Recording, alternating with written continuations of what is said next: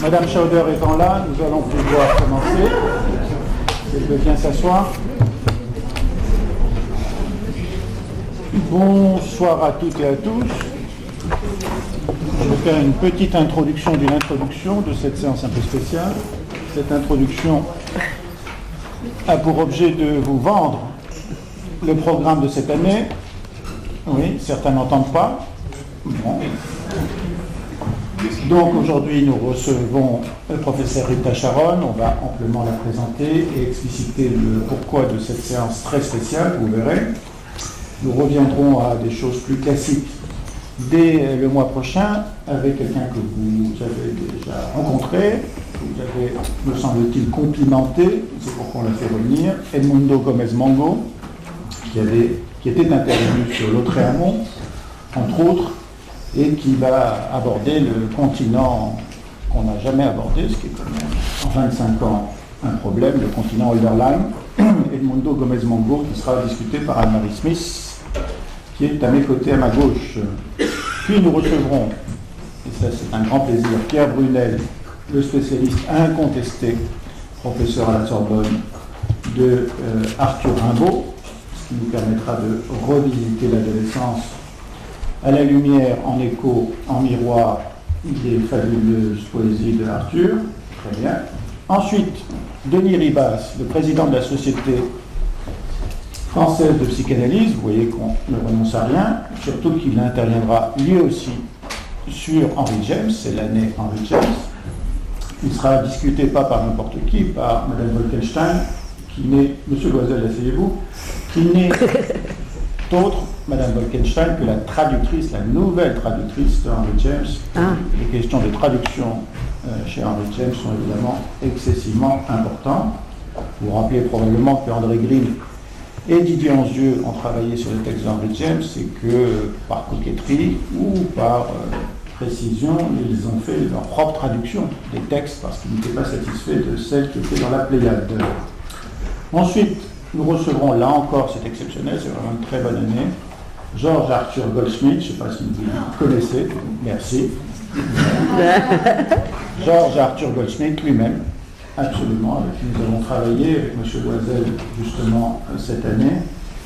Bon, je ne sais pas comment le présenter, parce que ces livres sont des essais, sont des témoignages vivants d'une vie pleine d'aventures, pleine de trous, pleine de désespoir et plein de création, plein de poésie, donc George Arthur Goldsmith. Et puis nous finirons par M. Loisel lui-même, qui interviendra cette année sur Marie Shelley. Très bien. Voilà pour le programme de cette année. Alors, je vais laisser Marie-Aude Piot. Marie-Aude Piot, je vais la présenter, elle est psychiatre. Elle travaille dans le service à l'Institut mutualiste Montsouris. Elle a beaucoup d'objets d'intérêt. Parmi ces objets d'intérêt, les djihadistes, mais aussi les survivors, comme on dit aux États-Unis, survivors, victimes d'attentats.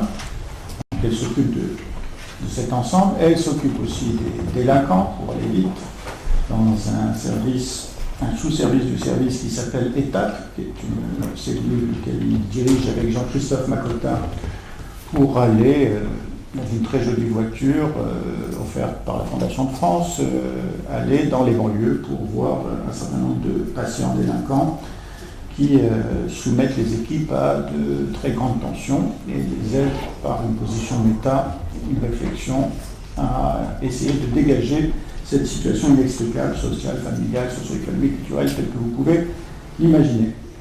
Elle s'occupe aussi à mi-temps de PHU à la faculté René Descartes, où elle s'occupe de révolutionner ni plus ni moins que la formation des médecins.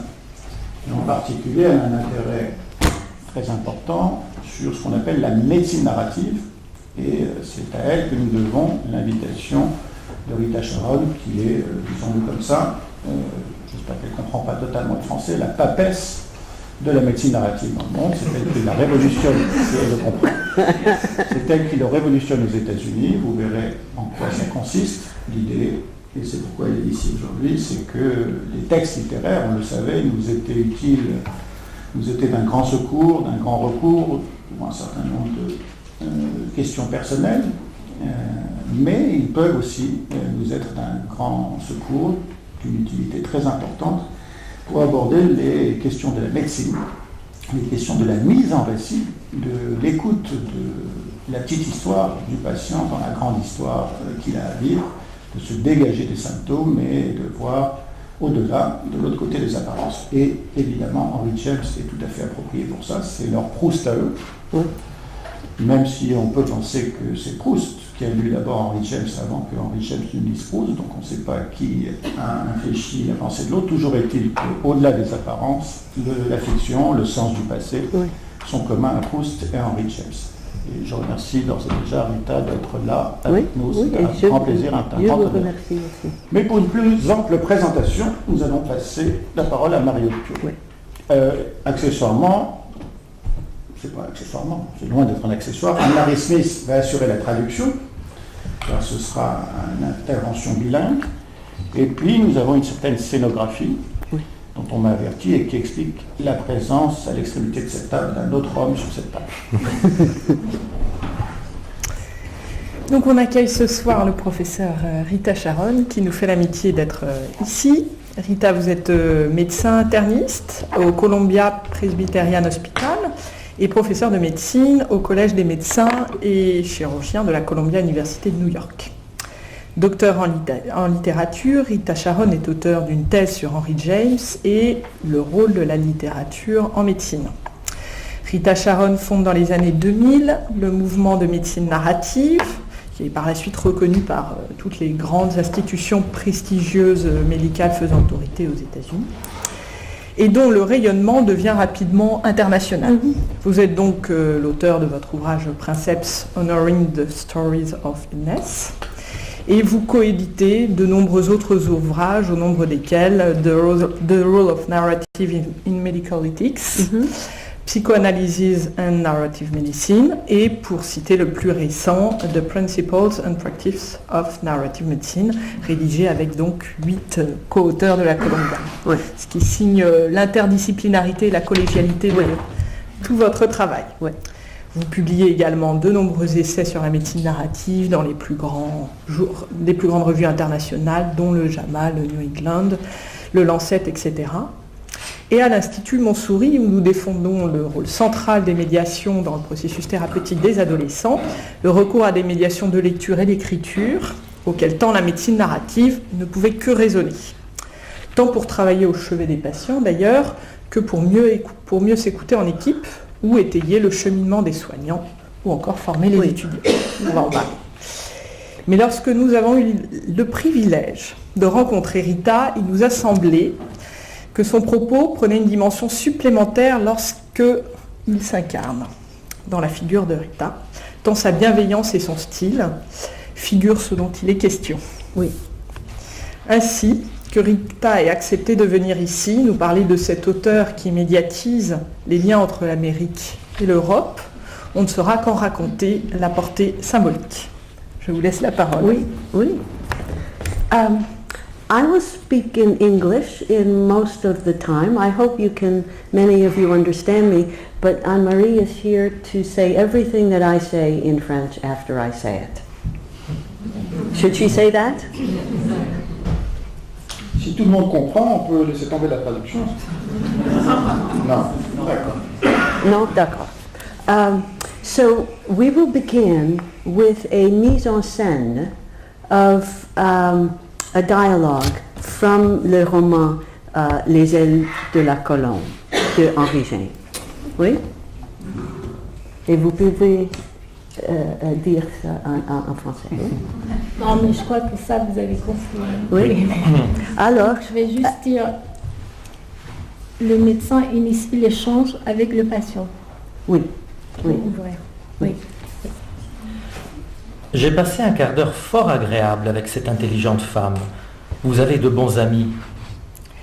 C'est ce que chacun d'eux pense de tous les autres. Mais c'est aussi ce que je pense. Vous êtes parfaits les uns pour les autres. Et c'est sans doute ainsi que vous me faites le plus de bien. Mais avec ou sans aide, vous avez l'air, vous savez, d'être en pleine forme. Oh, je le suis. Vous m'avez donné l'autre jour de nombreux sujets de réflexion. J'y ai réfléchi, comme vous désirez sans doute que je le fisse.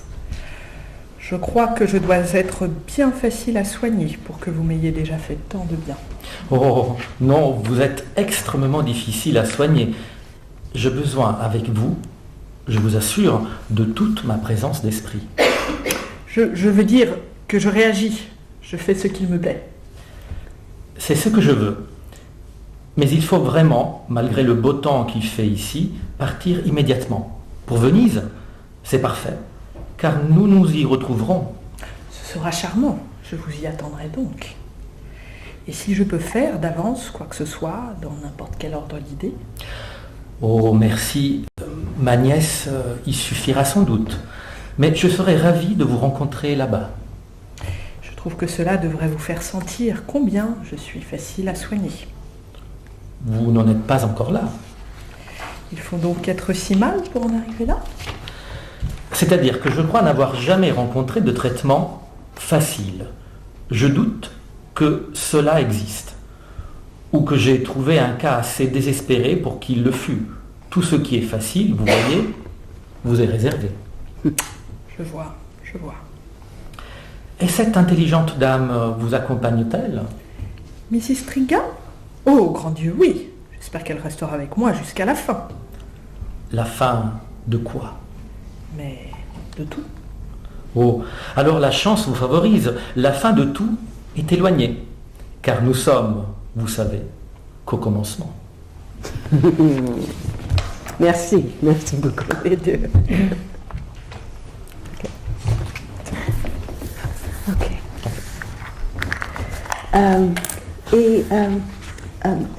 This dialogue takes up over 4 pages of the novel, with many interior thoughts interspersed in the dialogue.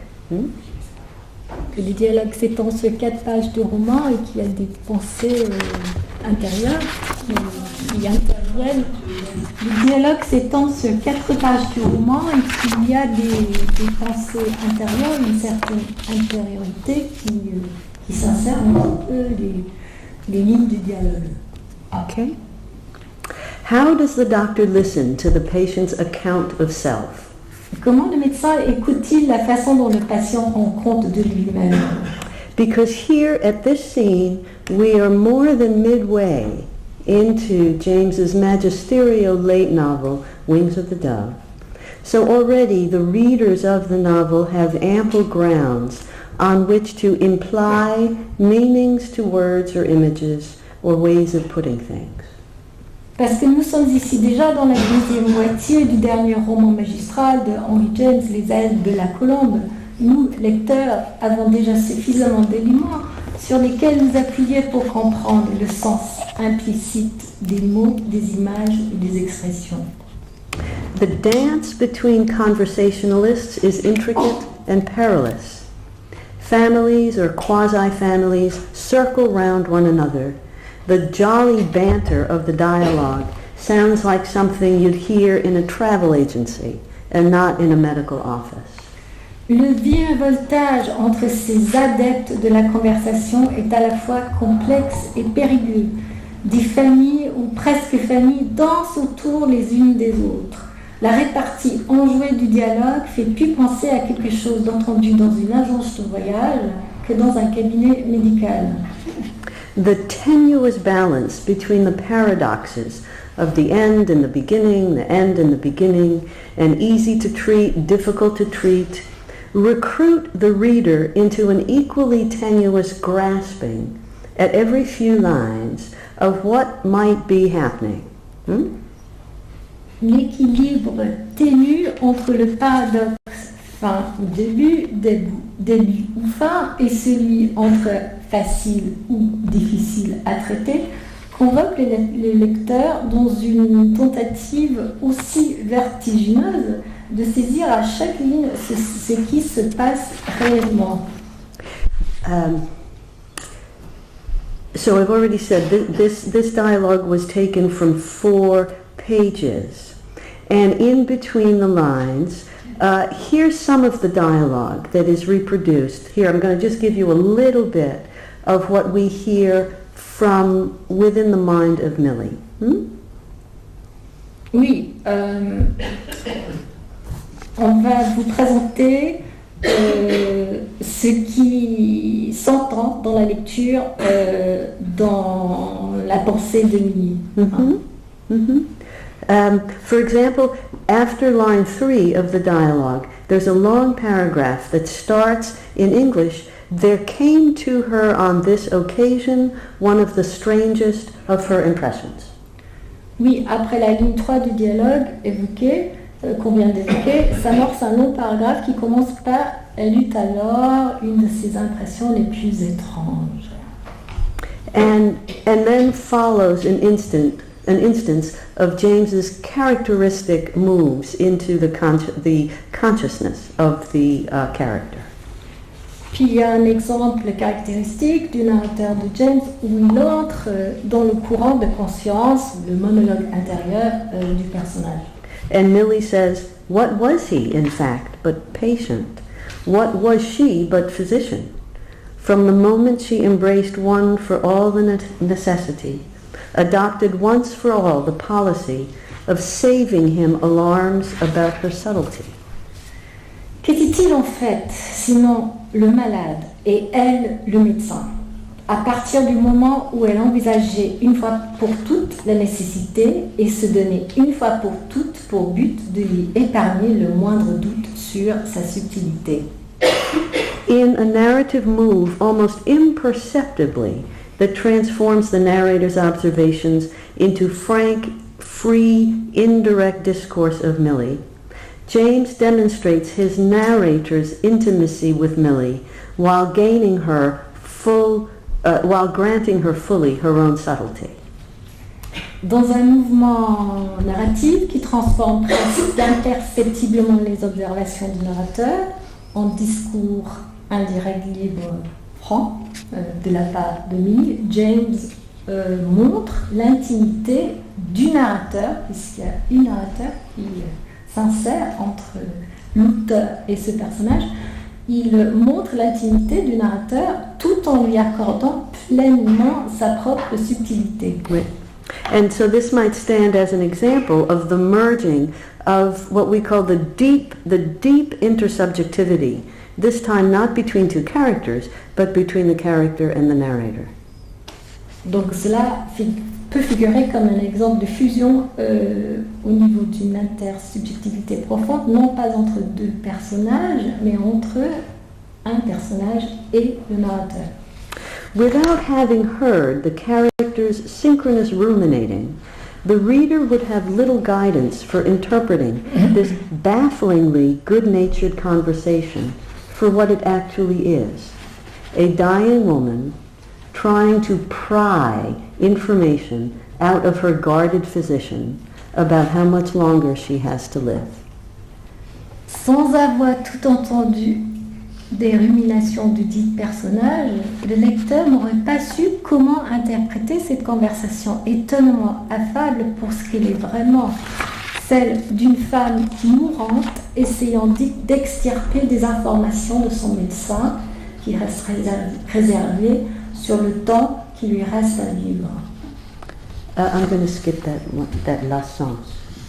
It may be that even in real life, when two people talk about pain or suffering or illness, the said jostles with the unsaid and the articulated with the performed in the often doomed effort to convey between the sufferer and the treater the nature, intensity, burden, implications, and meanings of the pain.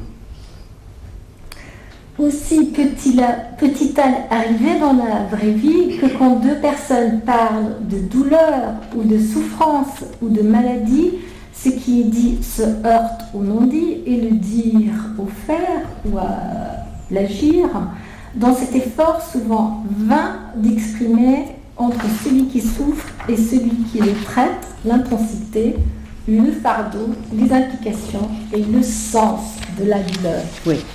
We will turn to the clinical setting soon, but first let me examine more closely with you what James is doing here. In the few minutes that elapsed during the enacted dialogue, And what was that, 2 minutes? 2 minutes? We have evidence of the nanosecond by nanosecond realizations, wonderments, fears, impressions, intuitions, recollections, and affective turns of his character Millie. Nous allons nous tourner vers la clinique, mais d'abord examinons de près ce que James fait ici. Pendant les quelques minutes écoulées de ce dialogue, il nous a fallu 2 minutes pour lire ce passage à voix haute. Nous avons l'évidence de nanoseconde en nanoseconde de la succession des prises de conscience, de questionnements, de peur, d'impression et de souvenirs et de retournements affectifs du personnage de Millie. Here is another example, and we can do it just in French. Voici. Voici un autre exemple. Seulement en français? Oui. Elle se demanda seulement ce qu'il avait pu deviner. Elle se demanda seulement ce qu'il avait pu deviner. Ce serait assez remarquable de sa part de deviner quelque chose. Quant à ce qu'il avait à deviner, il ne pouvait l'avoir trouvé que par sa propre perspicacité. Cette perspicacité était donc immense. And these are just the thoughts of Millie. Just say that. Oui, you get that. Okay. You're with me. Okay. Millie is ruminating within milliseconds about the inner workings of how Sir Luke is arriving, also within milliseconds, at his clinical impressions. Oui, elle ressasse donc pendant des secondes infimes sur l'intériorité de Sir Luke. Comment il arrive pendant des secondes infimes à former ses impressions cliniques. These impressions are in turn shared with her only by the vanishingly quick actions of Sir Luke, in which action includes the faintest drift in facial expression or the extra beat of time between one word and the next. Alors comment ces impressions sont partagées avec Millie? Seulement à travers quelques mouvements furtifs et infimes de la part de Sir Luke qui comprennent le moindre changement d'expression, ces mouvements faciaux ou le moindre écart de rythme entre un mot et un autre. Earlier in the novel, Millie is standing on a balcony in the National Gallery in London, while her acquaintances Kate Croy and Merton Densher enter a gallery below where she stands, initially without sight of Millie. Plus tôt dans le roman, Millie se tient sur un balcon de la National Gallery à Londres, pendant que des connaissances à elle, Kate Croy et Merton Densher, entrent dans une galerie au-dessous d'elle, sans dans un premier temps l'apercevoir. Right. The sequence of visual connections between Kate and Millie, no words, on the one hand, and Kate and Densher, with no words, on the other, wordlessly reflect the unsayable, combustible complexes of suspicion, distrust, exposure, and peril, along with hope, faith, and love. La séquence des regards silencieux que vont échanger ensuite Kate et Millie d'un côté et de l'autre Kate et Densher reflètent ce mélange indicible, à la fois indicible et explosif, fait de soupçons, de méfiance, d'exposition ou d'exposition de soi et de péril, ainsi que d'espoir, de la foi et de l'amour. Oui. James's genius, in part, was to invent literary methods that could enter the non-articulated interiors of his characters, so completely had he imagined them. Si implicite est l'imagination de James de ses personnages que son génie a été d'inventer des méthodes littéraires qui pénètrent l'intériorité même, l'intériorité non dite de ces personnages. He invented narrative structures and processes that allow the reader, and probably the author, undiluted access to that which neuroscientists call qualia, the elusive, indescribable experience of consciousness. Il inventa ainsi des structures et des processus narratifs qui permettent au lecteur et probablement à l'auteur à lui-même. Ouais. un accès non filtré à ce que les neuroscientifiques nomment qualia, Mhm. c'est-à-dire l'expérience élusive et élusive, indescriptible de la conscience. De la conscience. So Jamesian, the scholars of Henri James, have had recourse to philosophies and processes of both phenomenologists and psychoanalysts in even trying to describe that which he accomplishes, if not exactly how he does it. Donc de ce fait, les Jamesiens ont eu recours aux philosophes et au processus de phénoménologie, comme de la psychanalyse, dans leur tentative de décrire ce qu'il réalise dans son écriture, sans pour autant pouvoir dire comment il y arrive. Slowly and painstakingly, James created and finessed his signature narrative tools. James créa et affina sa propre signature narrative de façon lente et minutieuse. The first one, the effaced ambulatory narrator, the narrator who ambulates, walks, rarely if ever named, is a presence that walks from character to character, as if standing slightly behind or to the side of that character to see from his or her point of view, to eavesdrop on his or her ruminations, to report from his or her position. Donc le narrateur est donc ambulatoire, effacé, très rarement nommé. Il est une présence qui marche d'un personnage à l'autre comme s'il se tenait légèrement derrière ou à côté de ce personnage pour voir depuis son point de vue, pour écouter,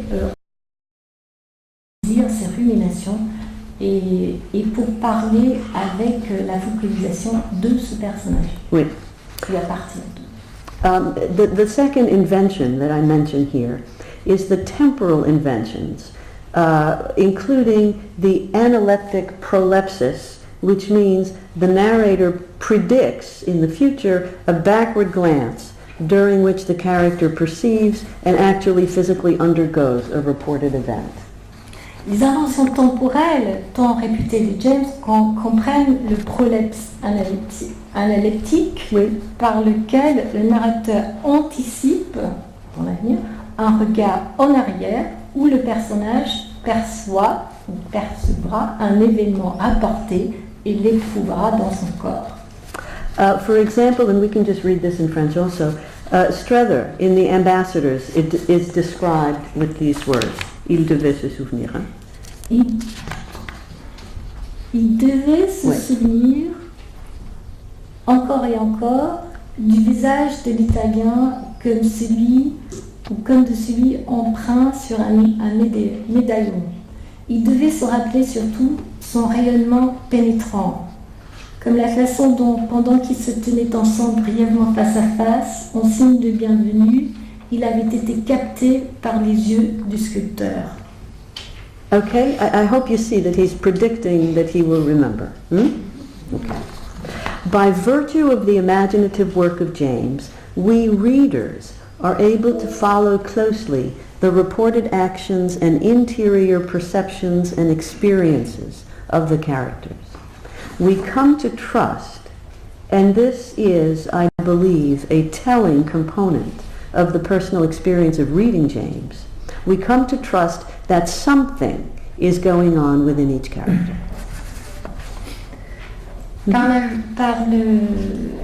la vertu de ce travail imaginaire, nous les lecteurs sommes capables de suivre de très près les actions rapportées et les perceptions intérieures des personnages, comme leur expérience vécue.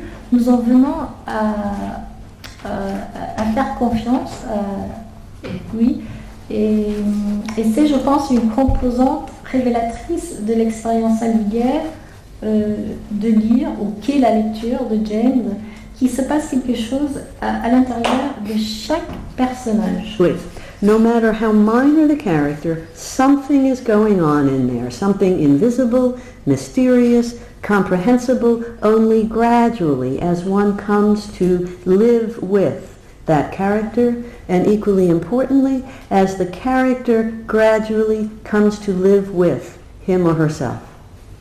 Donc peu importe l'importance du personnage, quelque chose est en train de s'y passer.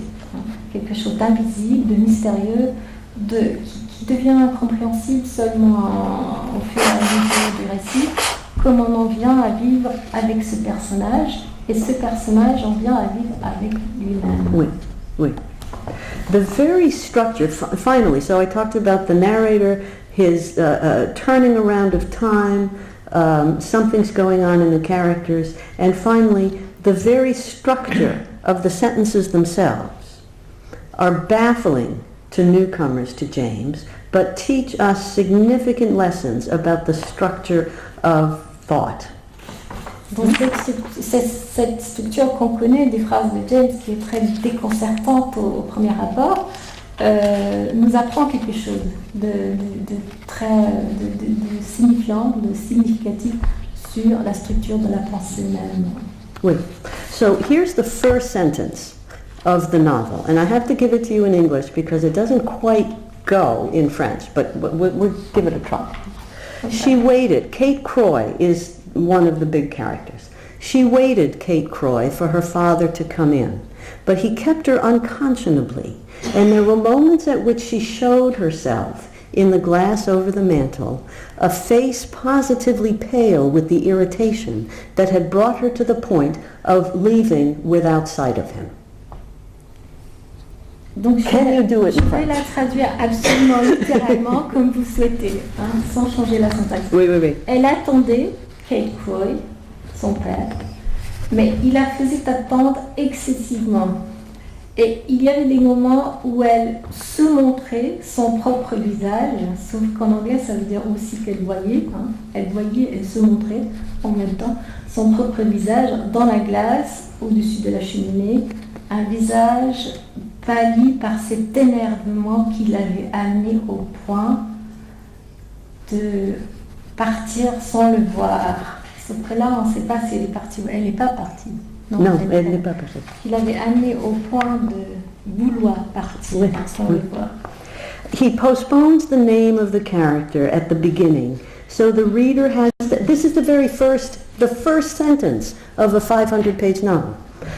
So the reader has to hesitate, if only for a millisecond. Her father made her wait for him, but she makes us wait for her.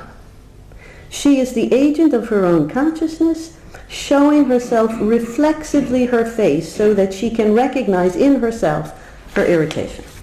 Donc, ainsi, James attarde la référence au nom du personnage au début de la phrase, ce qui est syntaxiquement insolite, et en français comme en anglais, ce qui fait attendre le lecteur ne serait qu'une milliseconde, et son père l'a fait attendre, la fille attendre, mais elle nous fait l'attendre, et l'agent de sa propre conscience se montrant à elle-même, son visage dans la glace, afin de telle sorte qu'elle puisse reconnaître en elle-même son propre énervement.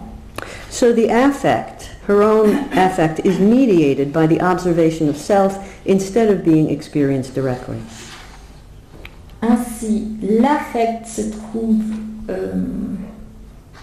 médiatisé, traversé, filtré, par l'observation de soi au lieu de s'éprouver directement d'emblée. So it is her feeling of irritation that propels her almost to leave without waiting for her father, not exactly her own free will that decides to go away.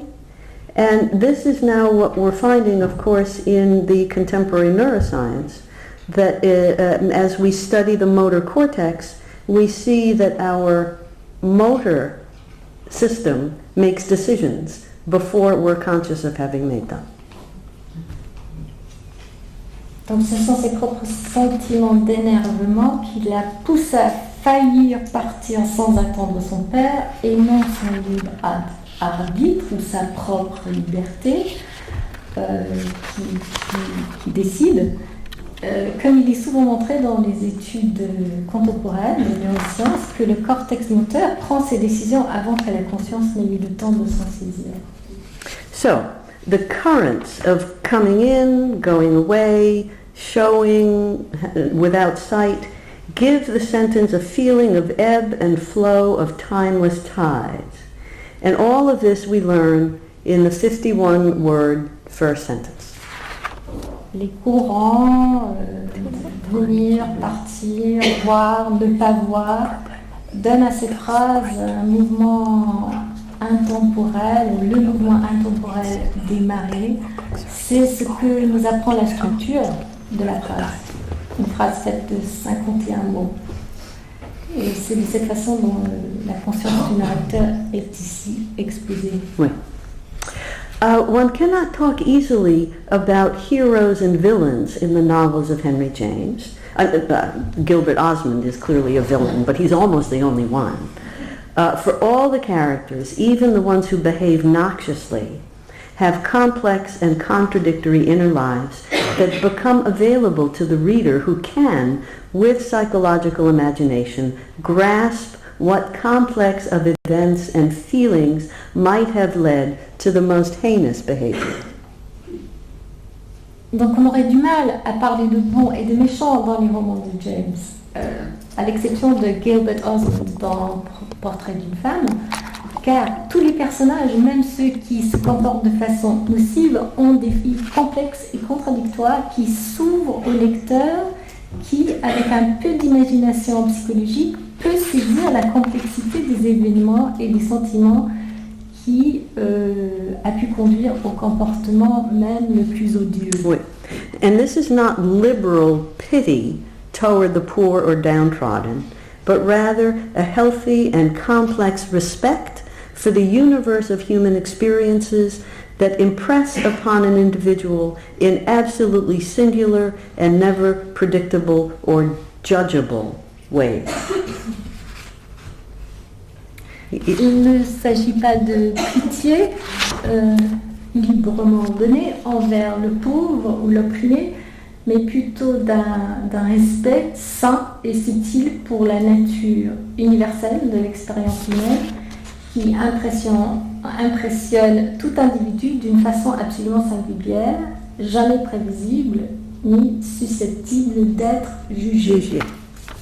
Jamesian scholar and now self-taught neuroscientist Paul Armstrong notes in a forthcoming essay in Henry James Review that, quote, James's experiments with point of view are of special cognitive interest because they seek to represent not primarily the what of the world, but the how of its perception by consciousness.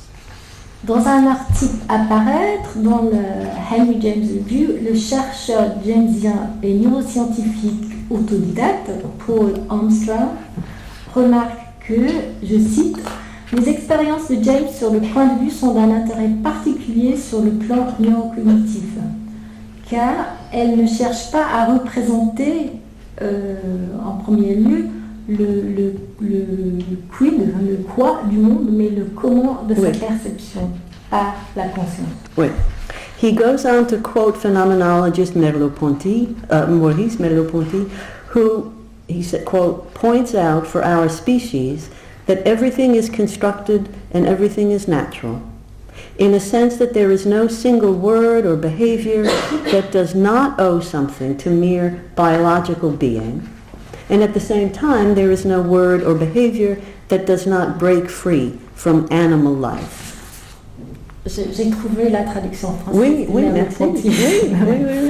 Il continue en citant Merleau-Ponty. Donc, je cite Merleau-Ponty dans la traduction française que je n'ai pas trouvé le traducteur, qui n'est pas un mot, pas une conduite, qui ne doit quelque chose à l'être simplement biologique, et qui en même temps ne se dérobe à la simplicité de la vie animale, ne détourne de leur sens les conduites vitales par une sorte d'échappement. Oui. Okay. I hope I've convinced you, or at least invited you, to think stereoptically about James's literary devices and about how ordinary people in ordinary settings come to know something about one another, especially when matters of the body are at stake. J'espère vous avoir convaincu pu ou au moins inciter à penser aux outils littéraires stéréotypes de James, à penser à comment les gens ordinaires, dans des cadres de la vie quotidienne, en viennent à connaître quelque chose sur les autres, notamment lorsqu'il s'agit du corps. Okay. Part 2, le cadre clinique, the clinical setting. Conversations in the clinic are entrusted with high-stakes goals. When I say clinic, I mean the medical setting, hospital, office, emergency. Diagnosis is in large part a linguistic and interpretive event rather than a physical and logical act. The patient finding words and actions and silences to depict or display symptoms, and the physician using many channels of communication to receive that which the patient might convey. Les entretiens cliniques, c'est les entretiens cliniques chez vous? Oui. Oui.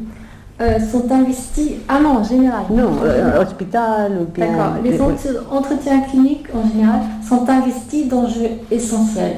Le diagnostic est, dans une large mesure, un événement linguistique et interprétatif plutôt qu'un acte physiologique. Le patient trouve les mots, les actes, les silences pour décrire ou déployer ou mettre en scène ses symptômes, et le médecin utilise les différents moyens de communication pour recevoir ce que le patient peut faire entendre. Sometimes the patient can only show and not tell of what is the matter, not realizing what a particular gesture or physical finding signifies.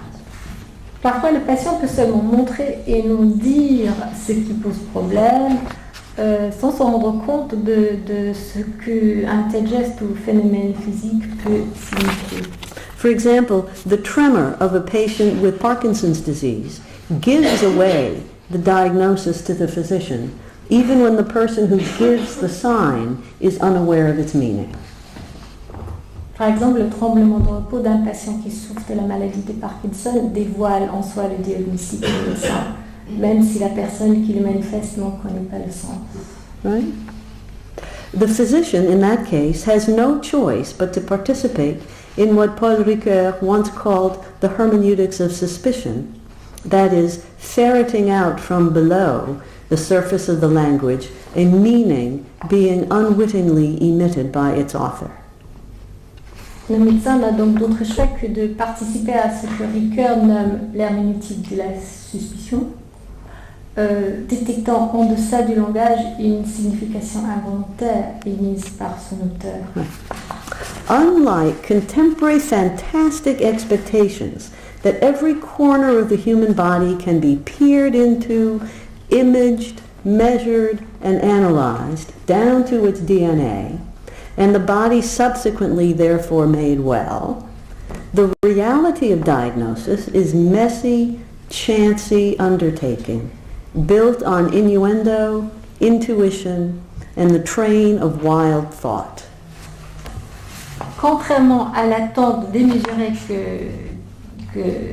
que chaque recoin du corps humain pourrait ou puisse être scruté, palpé, imagé, mesuré, analysé jusqu'à son ADN, et que le corps puisse être traité en conséquence, la réalité du diagnostic demeure une entreprise fouillie, aléatoire, fondée sur la suggestion, l'intuition et la pensée tribale. As an act of obligatory co-construction, diagnosis emerges from the multi-voiced utterances of both participants as they stumble toward some notion of what perhaps might be the matter. En tant que l'acte nécessaire d'une co-construction, le diagnostic émerge des dires polysémiques, polyvocaux, Oui, oui. des deux participants qui trébuchent ensemble vers une quelconque notion de ce qui ne va pas. Oui. The tacit knowledge described by Michael Pogliani plays an enormous, though under-recognized role in the arrival at even the most routine diagnosis. Le savoir tacite, écrit par Michael Polanyi, joue un rôle central, toutefois méconnu, dans la formulation de tout diagnostic, aussi routinier soit-il. Oui. But the very existence of tacit knowledge or intuition seems to the instrumental reductionist physician heretical. Alors que l'existence même du savoir tacite ou de l'intuition semble un fait hérétique aux yeux du médecin réducteur. They say Not quite sure that's what you mean by instrumental. reductive. Oui, Logical. réducteur, au médecin réducteur. They say that's not science. That's not science. Intuition. Oui, d'accord. And yet, how can awarenesses of another's body come to one except through the agency of that observer's body? Et pourtant, comment peut avoir lieu une prise de conscience du corps de l'autre si ce n'est pas par le corps même de celui qui observe? Does not the observing body include not only the cortical cogitation, the logic, the reason, but also sensory input from olfactory, haptic, auditory, visual pathways, affective inputs from the limbic system, especially the amygdala, and the metaphorical associative inputs from language, memory, and symbolic pathways in the superior and medial temporal gyrus and the inferior frontal gyrus. It's getting difficult. Hang in. Est-ce que ce corps qui observe comprend non seulement la cogitation corticale, mais aussi les stimuli olfactifs, haptiques, auditifs et visuels des schémas sensoriels, les stimuli affectifs du système limbique, notamment l'amygdale, et les stimuli associatifs ou métaphoriques des schémas du langage, de la mémoire et de la symbolique dont le gyrus temporal médial est supérieur et le gyrus frontal inférieur. All at once.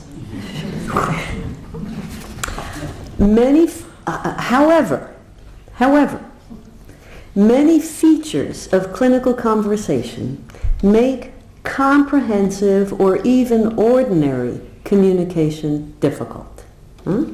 Mais de nombreux aspects de la rencontre clinique rendent complexes les conversations ordinaires ou naturellement compréhensibles. I'm describing now what happens in the clinical setting, doctor-patient.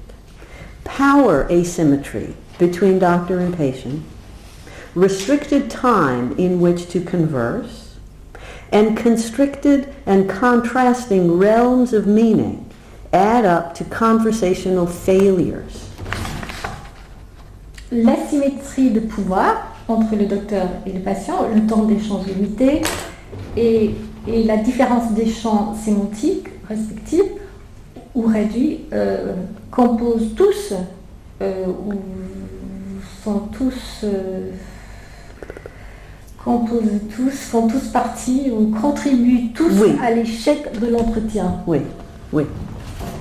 Sociolinguist Elliot Mishler identified two separate languages in routine medical interviews as he listened to tape recordings, the voice of the life world and the voice of medicine. En écoutant des enregistrements d'entretien, le sociolinguiste Elliot Mishler a identifié deux langages séparés dans l'entretien médical habituel, la voix du monde vécu et la voix de la médecine. And they never met. Qui ne se rencontrent, qui ne s'entrecroisent pas. Jamais. Rules of ordinary talk are broken. Doctors routinely interrupt patients, decide what to talk about and for how long, refuse to listen to the story offered and instead demand another. Donc, dans l'entretien clinique, les règles de la conversation ordinaire sont enfreintes. Les médecins interrompent les patients, décident de ce qui doit être dit et pendant combien de temps refusent d'écouter le récit qui est mis en avant et en demandent d'autres. Oui. Neither conversant is fluent in the other's diction. Aucun des deux interlocuteurs ne parle couramment la langue de l'autre. It is a cachectic rhetoric What a great phrase in English. A cachectic rhetoric of the commonplace, trying to be equal to the complexity, immediacy, and irreversibility of telling of pain and suffering and what is at stake in getting it right. Ah, mais moi j'ai traduit cachétique, c'est pas la même chose. Cachectic, ça veut dire very, very thin. Ah, Cachétique. cachétique. Il s'agit d'une rhétorique Cachétique. cachétique. Ah, je... Mais- Got it? Got Ouais, it? ouais, ouais. La rhétorique cachétique du monde commun qui tente d'être à la hauteur de la complexité, de l'immédiateté et de l'irréversibilité de la parole, de la douleur, de la souffrance et tous ces enjeux, tout ce qui est en jeu pour y avoir raison Oui. des deux parts. Oui. At the same time, practically speaking, the patient faces hindrances in telling the doctor about the illness. Ignorance of what might be worth telling impedes the flow of talk.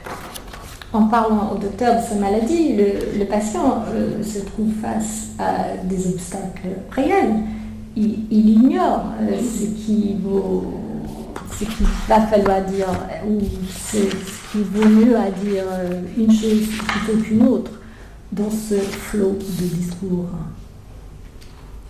Because of shameful things that must be exposed to the doctor, guarding and lying can occur.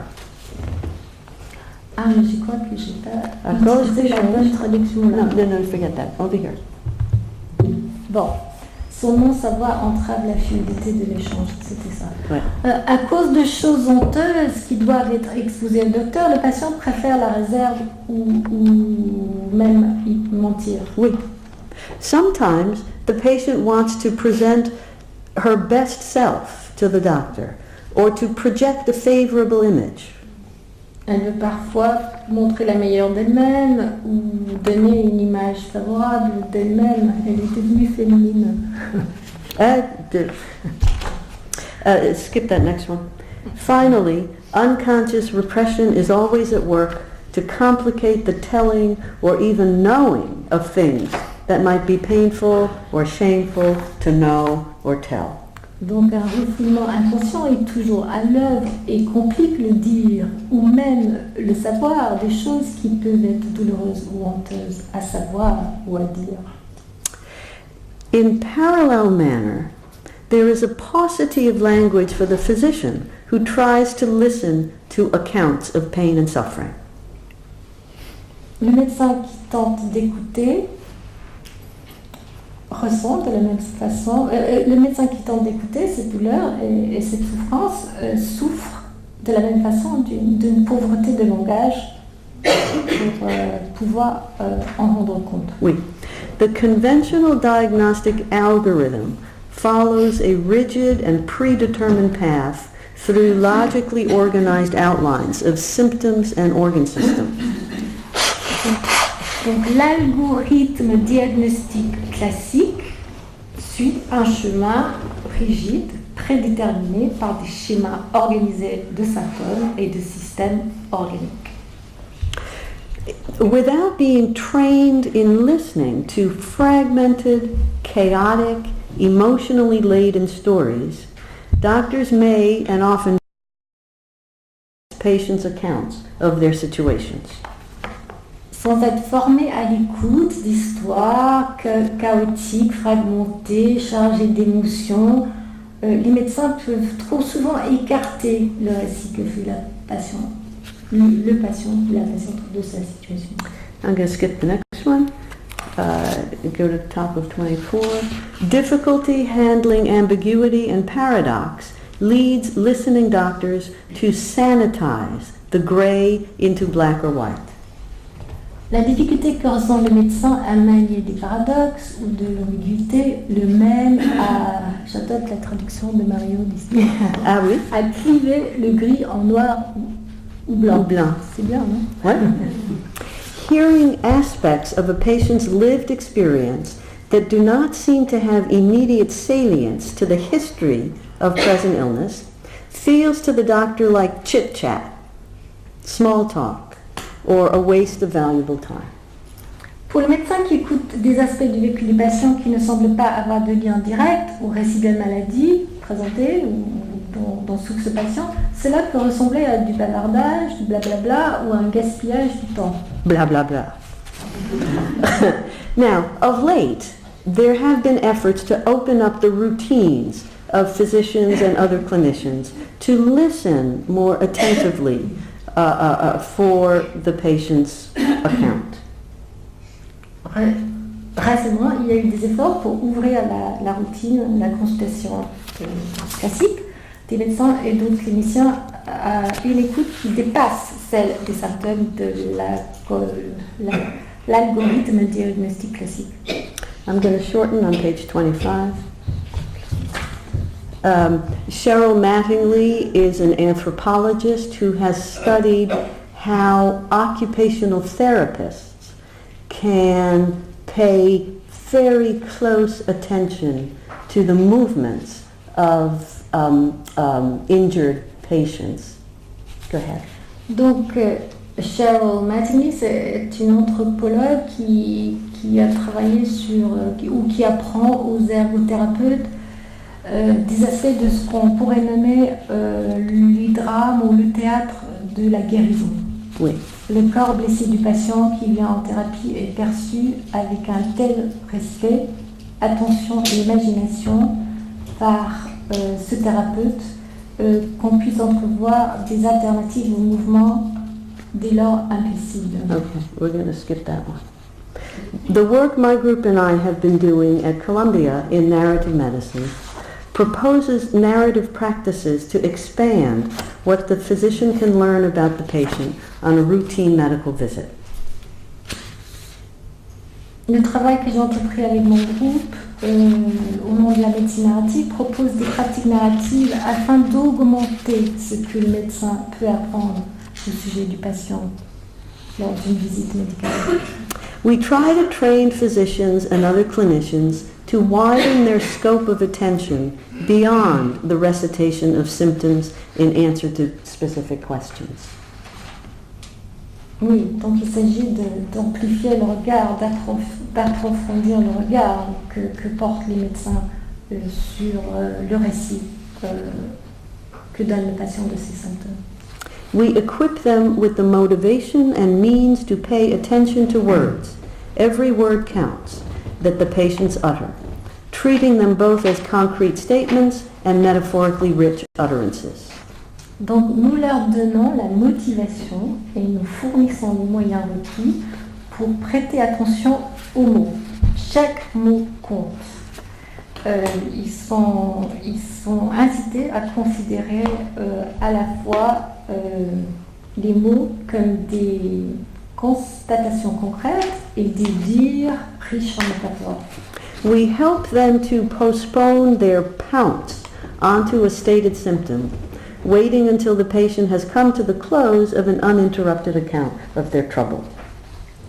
Nous les encourageons à retarder leur diagnostic, à retarder le diagnostic du symptôme présenté et d'attendre jusqu'à ce que le patient puisse clore le récit de son trouble.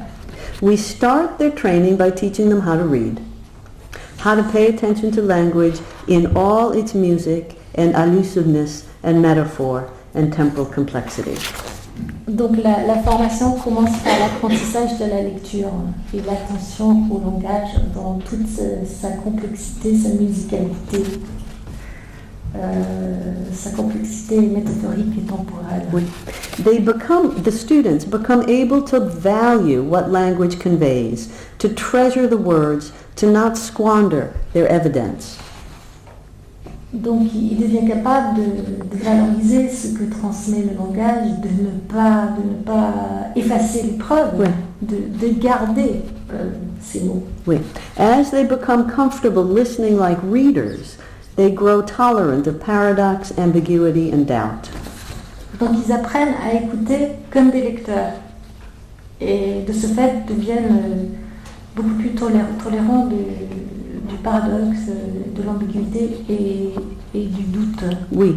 As they let themselves linger in doubt, they can live with multiple contradictory versions of an event or situation, and they can permit themselves multiple contradictory interpretations of what they hear. En se laissant prendre le temps de douter, ils sont à même de tolérer les multiples versions contradictoires que donne un patient d'un événement ou d'une situation et à même de se permettre des interprétations contradictoires de ce qu'ils entendent. We help them to recognize the many ways in which people can talk about themselves, not only directly in the first person singular pronoun, but also in describing proxies, or past selves, or future selves. Donc ils sont amenés à reconnaître toutes les différentes manières dont un patient peut parler de lui-même, non seulement à la première personne, mais aussi par procuration en parlant des autres ou en parlant de ses soi passés et futurs. Oui. They practice non-directive listening, able to let go of the reins of a conversation. Oui, ils sont amenés à pratiquer une écoute non directive et à devenir capables de lâcher le contrôle de la conversation. As they learn how to read, we make sure they also learn how to write, beyond biotechnical prose, toward the creative use of language that permits discovery. Donc on leur apprend aussi à écrire et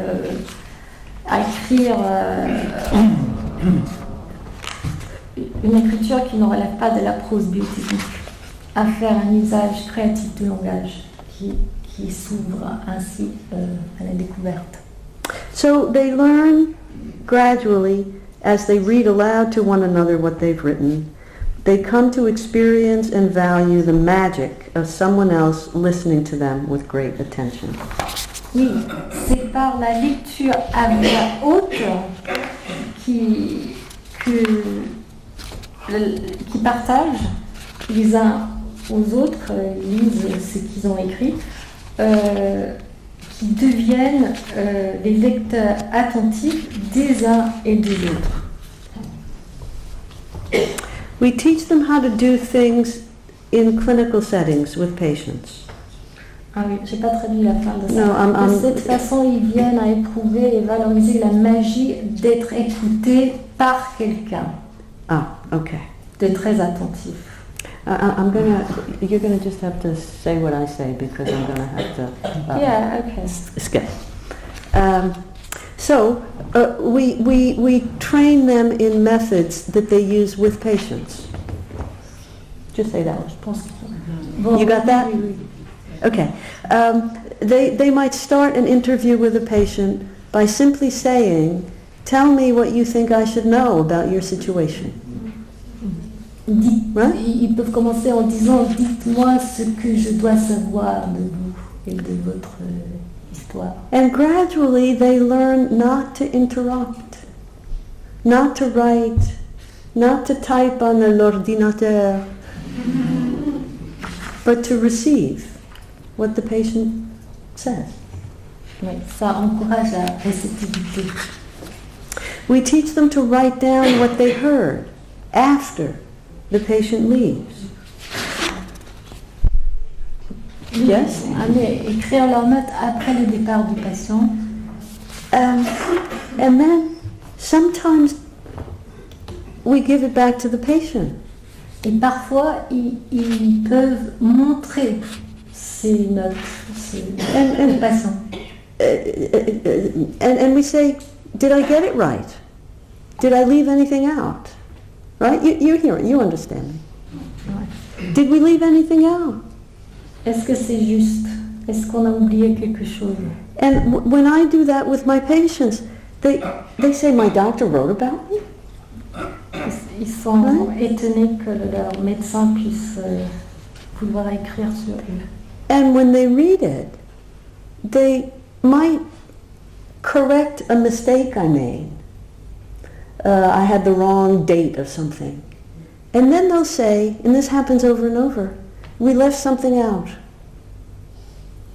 Donc c'est en relisant et en corrigeant parfois le récit qu'a écrit le médecin qui sont amenés à se souvenir de quelque chose qui a été oublié. And of course, what do they tell me then? They tell me about trauma and loss, right? Abuse.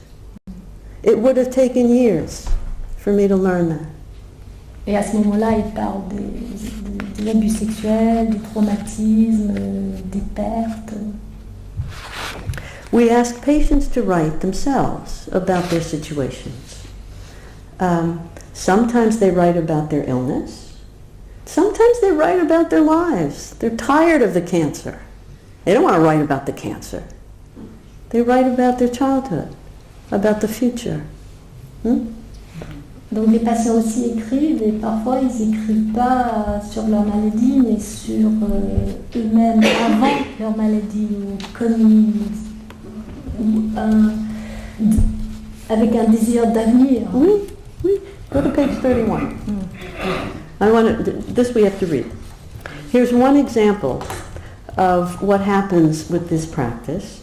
I received a report from a fourth-year medical student who I trained in narrative medicine. Oui, donc Rita va présenter ce qu'elle a reçu de la part d'un étudiant en médecine, en 4e année de médecine. He wrote me about a complex patient in the hospital who had divulged to him aspects of her sexual history that she had hidden from the other doctors, but that helped to make sense of her hostile behavior in the hospital. Donc, il lui a écrit au sujet d'une patiente compliquée qui lui avait confié des aspects de son histoire sexuelle qu'elle avait cachés aux autres médecins. Et ce dévoilement a aidé à comprendre son comportement hostile, ou le comportement hostile qu'elle avait manifesté jusque-là à l'hôpital. Right. So here's what he wrote. I sat there, taking it all in. When she asked me how I felt about hearing this, I said I was honored that she told me all about her ordeal. She smiled and said something along the lines of, I guess I feel comfortable enough around you. And that was when I realized narrative medicine had changed me in ways I can't explain without telling you a whole story.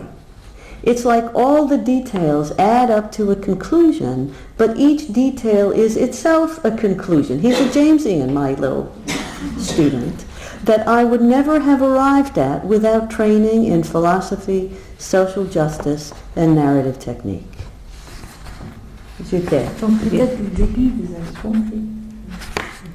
Donc il était honoré que cette patiente puisse lui confier son épreuve.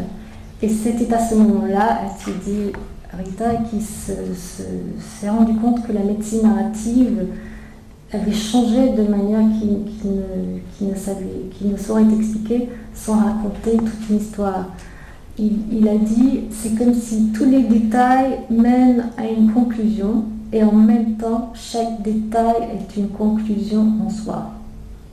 Je n'aurais jamais atteint cette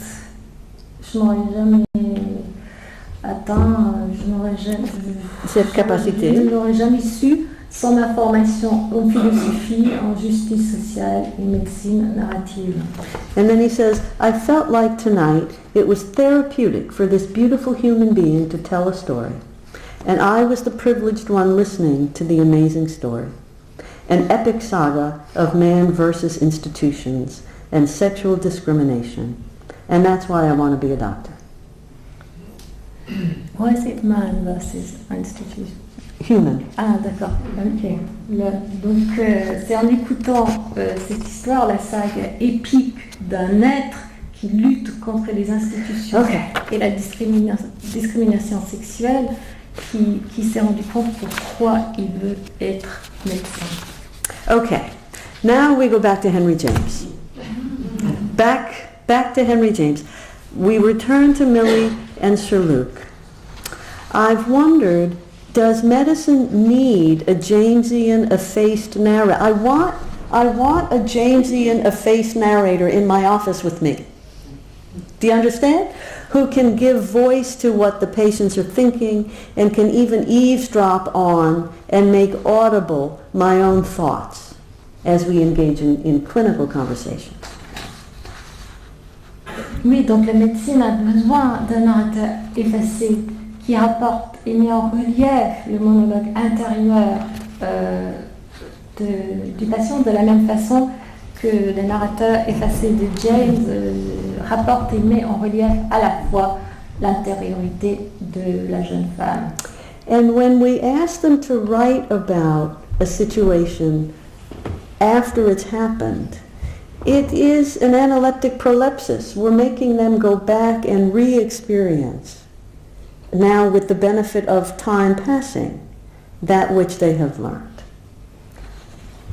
Donc ça, c'est pas le texte. Donc quand on leur demande... C'est ici, the top of 34. Ah d'accord. There we go.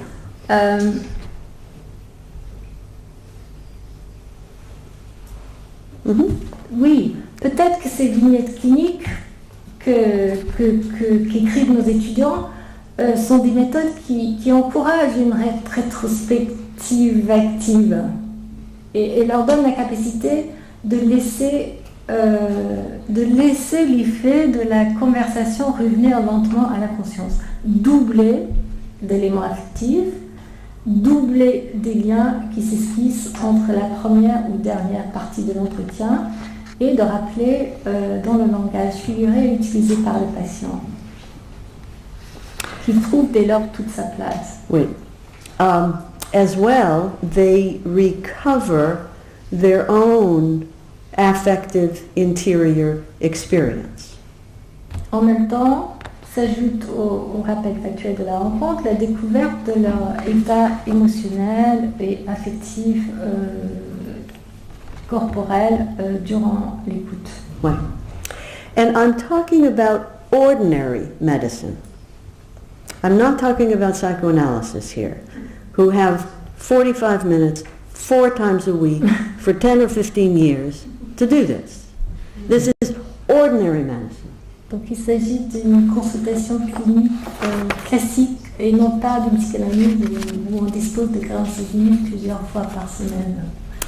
Le luxe de la psychanalyse. But with not much more time than what you'd spend in an ordinary visit, our narratively trained physicians can learn to pay heightened attention to the metaphoric and discursive elements of medical history. Oui, mais tout en ayant ce temps limité, ces médecins qui sont formés à la médecine narrative peuvent apprendre à prêter une plus grande attention aux éléments métaphoriques et discursifs des histoires médicales.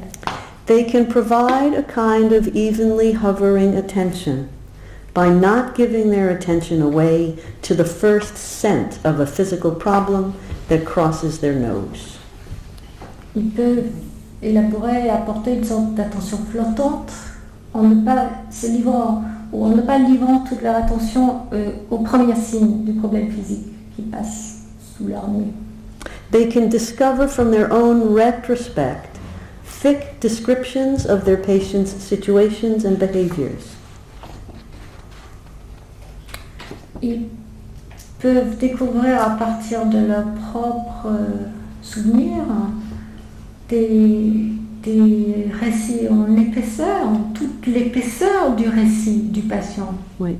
And perhaps as they persist in this kind of practice, they can come to realize that not all ailments are traceable to one organ or another, and that not all human troubles need to be treated with medicines and surgeries. Donc ils peuvent en venir à se rendre compte que tous les troubles humains ne sont pas rattachés à un organe ou à un autre, mais exigent d'être traités par la médecine ou la chirurgie.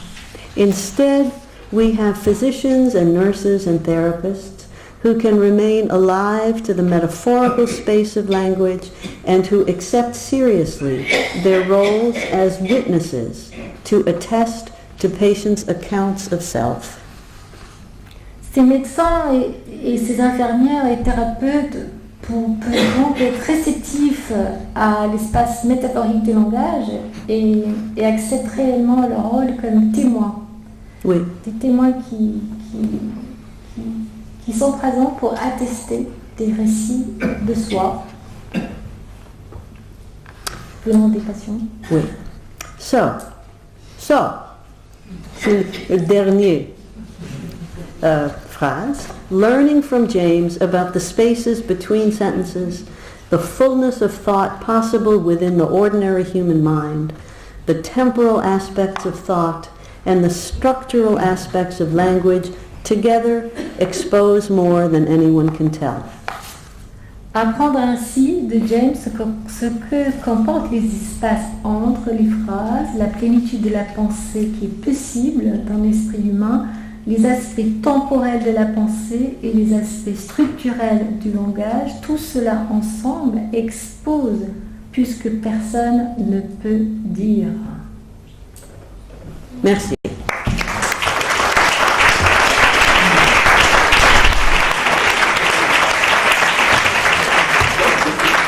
Et vous avez